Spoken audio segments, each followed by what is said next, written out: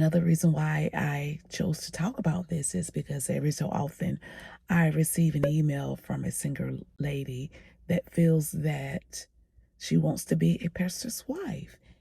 Now, there is beauty in being a first lady, and there are many things that I love about being a pastor's wife. But the reason why I'm talking about the struggles on this particular video is because I just want you to know that our lives are different than the average marriage, and our responsibilities are different. We go through a lot more things that the average wife don't go through. And so that's why I will tell any single lady that you want to make sure that you're called, that it is God's will for you to step into the role of being a first lady. Because if not, then you will live a miserable life. There are going to be many interruptions in your life when you are married to a pastor, especially when you're at home throughout the day and sometimes throughout the night. Your husband's going to get phone calls and he's going to have to answer them because that's a part of his job. And a lot of times it's going to be when you guys are spending time together, talking, watching a movie.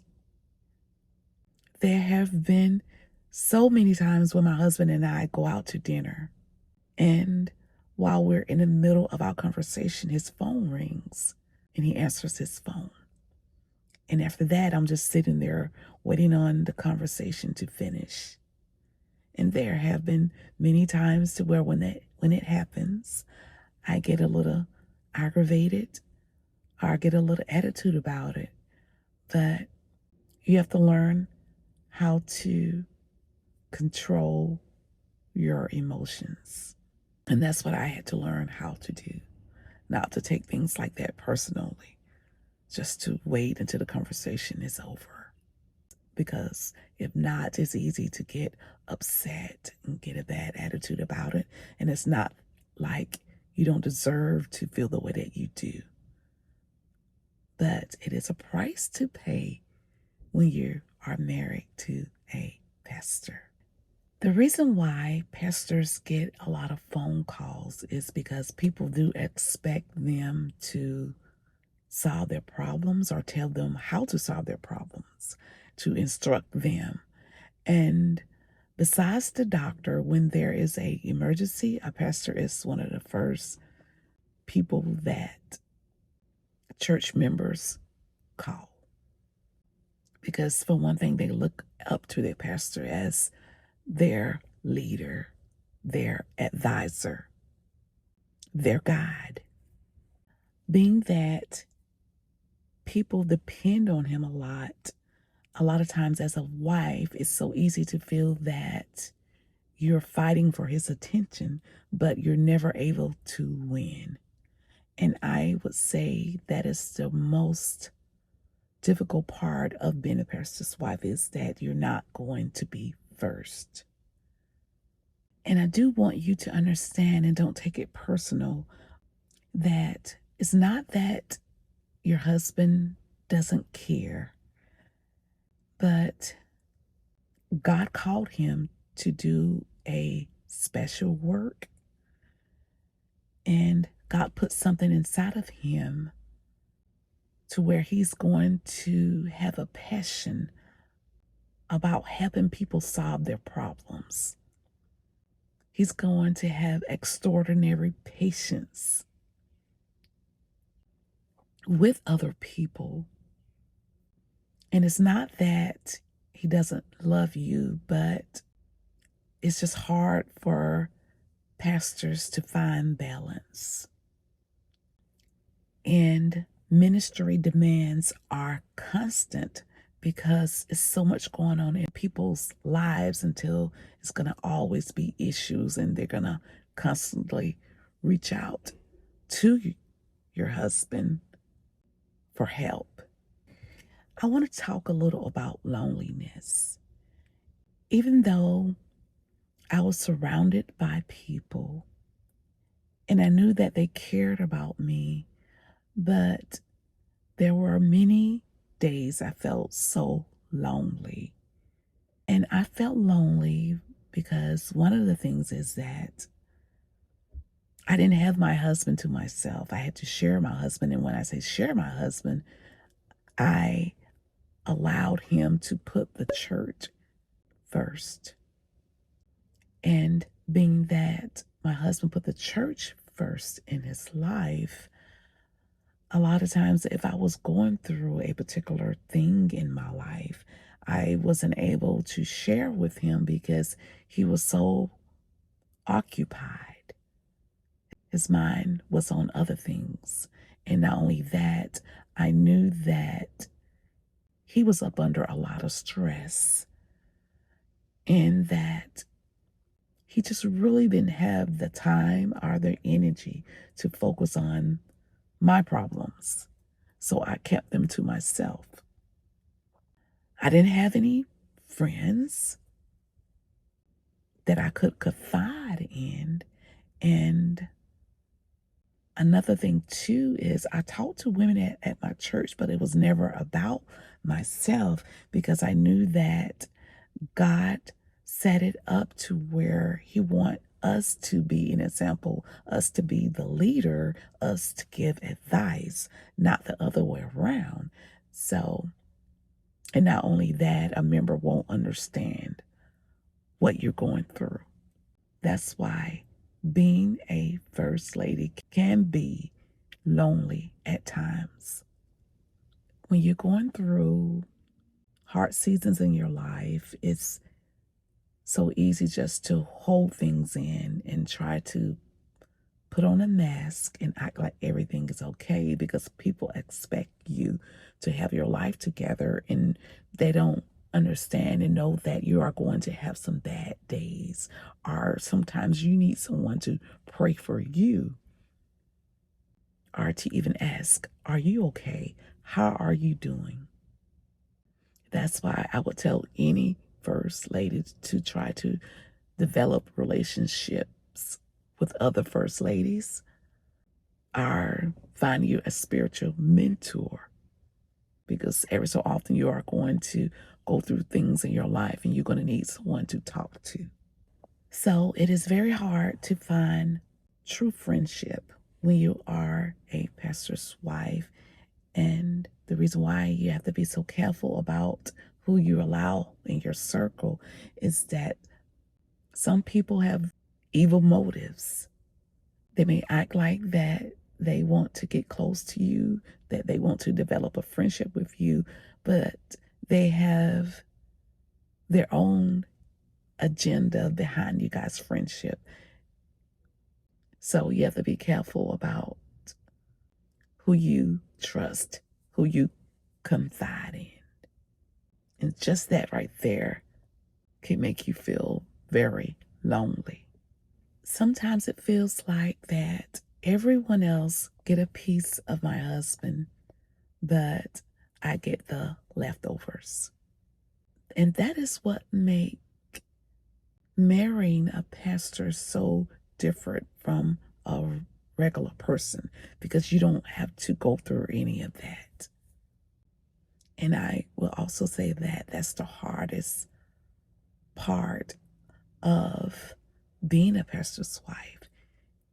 And let's not even talk about vacations, family time, because there have been so many different occasions throughout our life to where when we're spending time together with our children, eating our Thanksgiving dinners and things like that, he receive a phone call. There is an emergency. Someone is in a car accident. Someone need prayer. And so he have to leave. And when those times happens, I used to get a little upset about it. Later, I stopped getting upset about it because I realized and understood that that's a part of his job. And he felt just as bad about having to leave us. One characteristic that you really need to have as being a pastor's wife is you're going to have to be strong mentally, strong spiritually.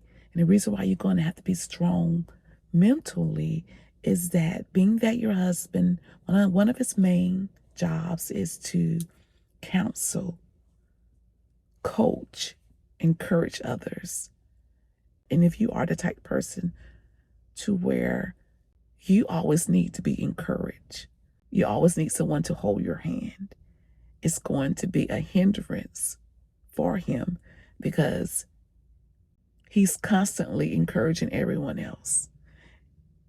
And instead, he's going to need you to encourage him, to be there for him, to strengthen him. So that's why you're going to have to be spiritually strong, have a good relationship with God, and know how to communicate with God. When you feel wounded, when you are going through things, you're going to have to know how to talk to him and how to depend and know that he's going to help you and that he's there for you. The same way that your husband is there to encourage, support, and to help his flock, your job is to encourage, support, and to speak life into him. So that's why you're going to have to be strong mentally and spiritually. There are expectations of being a pastor's wife, and people expect you to have your life together. They expect you to be a good wife, to be an example to the women at your church, to the teens, to be a good mom, to have good children, to be able to raise them in a proper way. People even expect you to know how to carry yourself and act in the public. They expect you to be good at public speaking and entertaining, putting on events. They expect you to be outgoing. And you do have to be careful about your behavior because it does feel like your life is on display because people are watching everything that you do. And especially if you live in a small town, it's so much worse because everybody know everybody. And if you make a mistake, everybody's gonna talk about it. So just that right there, it can be a lot of pressure. I mentioned earlier how that you want to make sure that before you step into the role of becoming a first lady is that you're called, because when you are called, God will give you grace. He will give you grace to handle different things that the average woman will not be able to handle. And whenever I'm going through difficult seasons in my life, I've learned to lean on God, to cast my cares on him because he cares for me. His yoke is easy and his burdens are light. And I've learned to lay my cares at Jesus' feet. In the Bible, it talks about, "Come to me, all ye who are weary and heavy laden, and I will give you rest. Take my yoke upon you and learn of me. For my yoke is easy and my burden is light." Whenever I'm going through a hard time in my life, I read that scripture and I meditate on it. And I give my burdens to God. And he does sustain me. He strengthens me. I'm able to do what he needs me to do. And it's because I allow him to carry me. If you are married to a pastor and you feel unseen, I want you to know that you're not alone. And also, I recently wrote my first book, From Fear to Flourishing. and it's a guide for a pastor's wife. And I know that it will be a blessing to you. I will have my information in the description of this video and also pinned in the comment section. The purpose of me writing the book is to help first ladies.